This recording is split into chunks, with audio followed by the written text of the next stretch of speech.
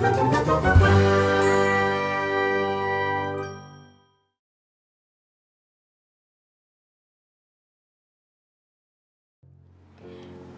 everyone! Today I finally get to open the June Scrawlrbox. Sorry I'm very late, but I was away for a while, but I'm very excited to see what I got because it's been too long since I opened an art supply subscription box and I can't wait to get back to doing it every month.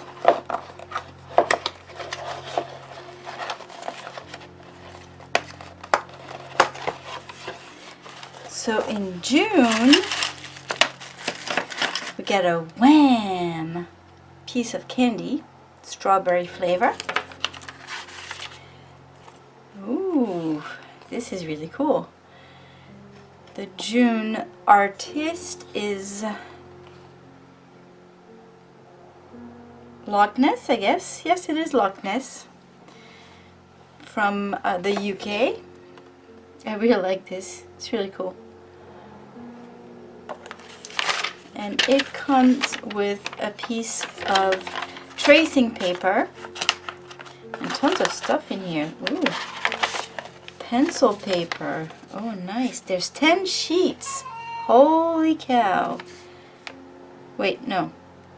5 sheets of rough paper.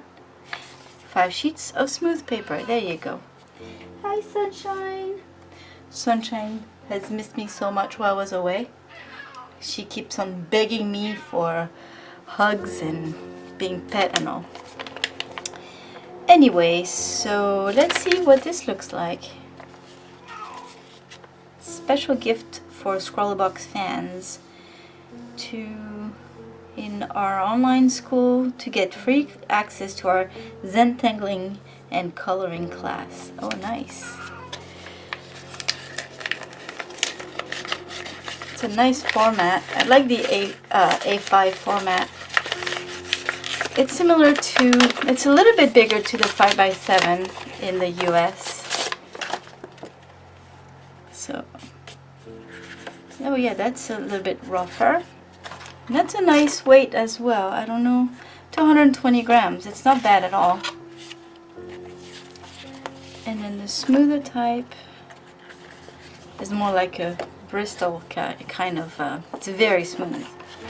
So at least with this, it will be great for any type of color pencil artist.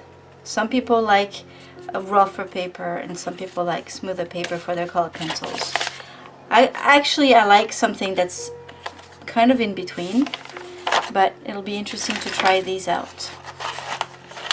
Let's see what else we have. So we get the sticker, the menu card. The challenge for the month of June is Twisted Reality, which goes pretty well with this. And then we have a Kuretake Zig Writer for vellum. It's a marker, I'm guessing.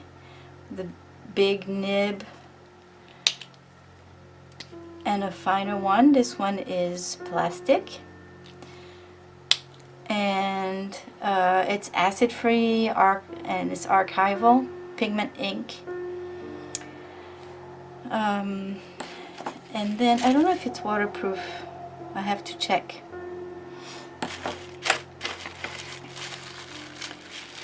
I'm just gonna open this. Well, I guess I don't have to.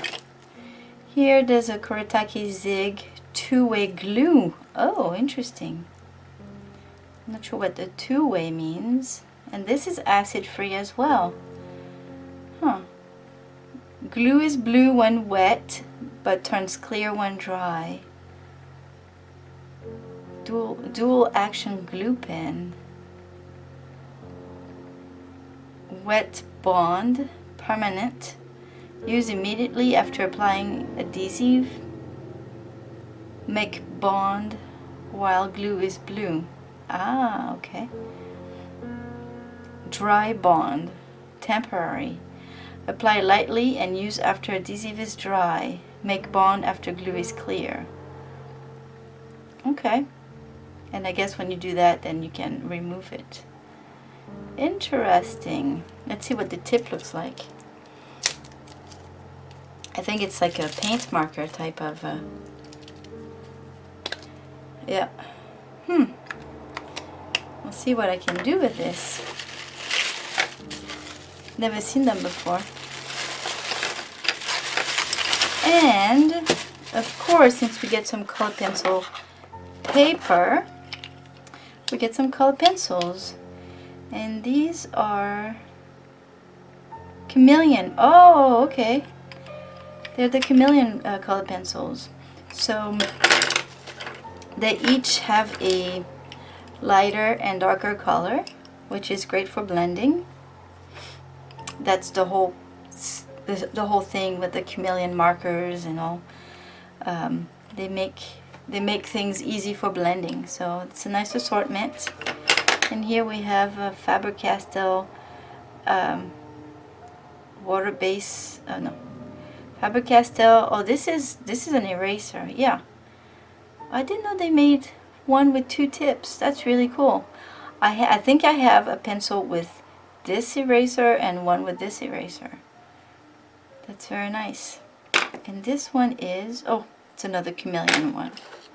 All right, so I have I guess some kind of liner and some colored pencils, eraser pencil, and glue. We'll see what I can do with this. It took me a while to find out whether I wanted to use the smooth paper or the rougher one, because as I told you earlier, I usually use something that's in between. The rougher one for me leaves too much white dots. It's harder to fill in the holes with the pencils. And the smoother one, at least in this case, I had a hard time actually even doing the swatches, but I think also it could be because of the quality of the pencils. They're probably not as soft as what I'm used to. While I was testing out the Faber-Castell eraser pencil, it reminded me why I never used the one I have. I don't really think it's any good for finer details because the point is really soft, so it kind of bends as you push down to erase the pencil. Plus, I've never been able to sharpen them back all the way to a fine point like they are when you just buy them. And the other side is supposed to be able to erase pen marks, so I tried it on the pen that came in the box, but it didn't work at all. But then again, it could work for ball pens, I think. I think I've tried those before with ball pen inks and it works pretty well. I really like the idea of an eraser that you can sharpen like a pencil, but it's not practical, it's not working properly. I love my Tombow mono erasers. Both of them are really small and they're hard enough that they do not bend and you can achieve finer details with them.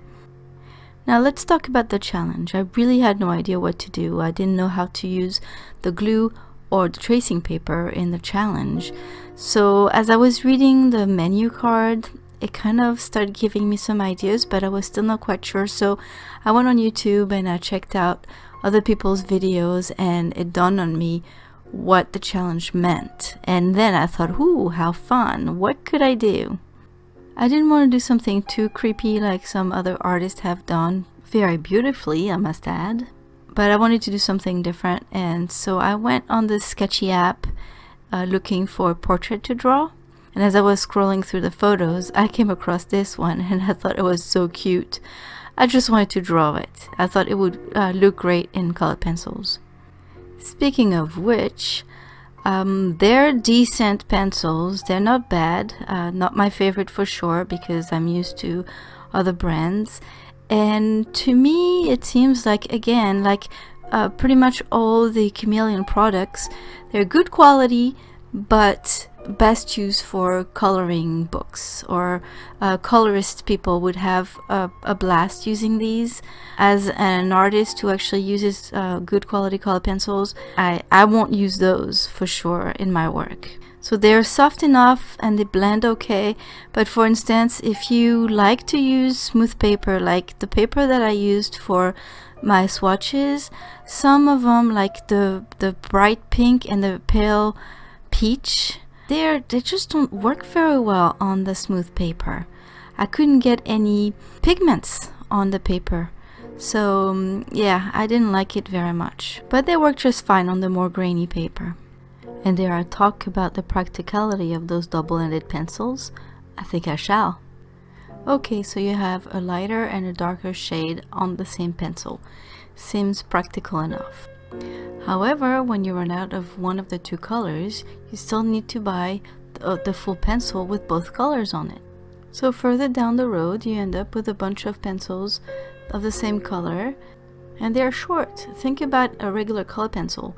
You have that color, that's the whole length of the pencil. Now you only have half of a pencil of that color, if that makes sense. Anyway, I don't think it's very practical for me. It might be fine for other people, not for me. And the eraser worked just fine, just not for detail work at all. And knowing I was not going to do something too detailed, I quite enjoyed working on the more grainy paper this time.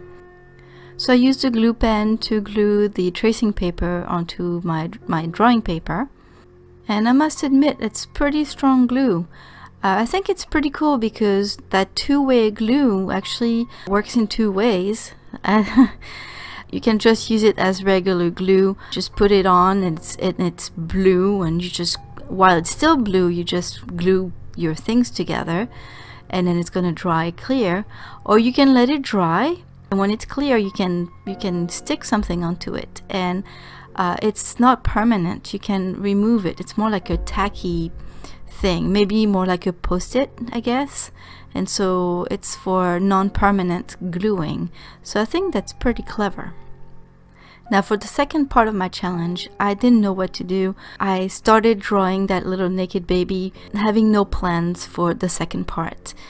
So I just stared at this little pink behind and I got a few ideas, and I chose this one because I had to use that black pen and I thought that would be really cool. So I decided to turn it into a little ninja. So while I'm not in love with the supplies of this month's box, although the Zig marker and the glue pen are pretty cool, and I'm glad that I have a little stack of paper now, I really enjoyed the challenge. It was a lot of fun. It was really different, and I enjoyed watching other people's videos.